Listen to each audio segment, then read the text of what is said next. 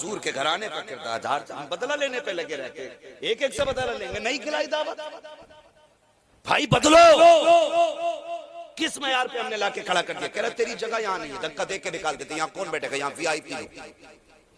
कुरान वालों को पहली बात बुलाया नहीं जाता, अगर बुलाया भी जाए तो यतीमों की लाइन में खड़ा कर दिया जाता है, ला करके चटाई बिछा दी जाती है। कुर्सियों पे कौन बैठेगा? का वीआईपी बैठेंगे। हम भी आंख खोल के खड़े हो गए, हम भी देखें वीआईपी कौन है। जब देखा 12,000 का चश्मा, 14,000 का जूता, 18,000 का कोट पैंट पहन करके एक जमात आ रखी है, लोग हटो बचो करते जा रहे हैं। कोई कुर्सी आगे लगा रखा है, कोई टेबल सरकार रखा है, सबने कहा ये वीआईपी है। हम सर पकड़ के बैठ गए, तुम इन्हें वीआईपी कह रहे हो, सर्टिफिकेट कहाँ है? किसने इनको वीआईपी कहा है? कोई एक मोतमद आदमी बता दो जिसने कोट वाले को वीआईपी कहा हो, पैंट वाले को वीआईपी कहा हो, चश्मे वाले को वीआईपी कहा हो। मैंने कहा नहीं, वीआईपी ये नहीं है जिनको तुम कह रहे हो, वीआईपी ये है जिन्हें तुमने चटाई पे बैठा रखा है। आप कहेंगे कैसे? मैंने कहा ये वो जमात है जिसको मेरे नबी ने वीआईपी कहा है। मेरे आका ने कहा था खैरुकुम मन तअल्लमल कुरान व अल्लमहु, तुमने वीआईपी वो होता है जो कुरान पढ़ा करता है, कुरान पढ़ाया करता है। नारे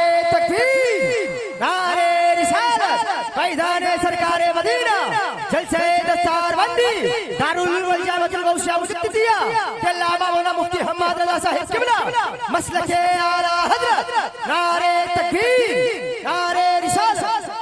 करेंगे इज्जत इंशाअल्लाह, करेंगे उलमा की इज्जत। हाँ कोशिश करें। और फरमाया गया जो उलमा की इज्जत नहीं करता अल्लाह उसकी नस्ल से इल्म उठा लेता है।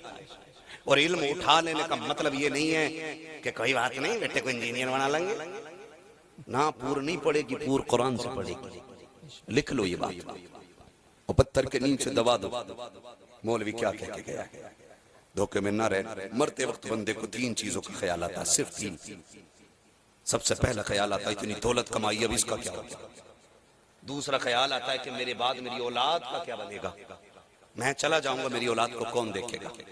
तीसरा ख्याल आता है मैंने क्या तैयारी कब्र के लिए की है। ये तीसरा ख्याल आदमी को उधेड़ के बन देता है। ये सबसे मुश्किल ख्याल है, मैंने जिंदगी में क्या कमाया। अगर आपने अपने पीछे नेक औलाद छोड़ी है तो फिर मौज करोगे कब्र में, वहां भी ठेकेदारी और प्रधानी सलामत रहेगी।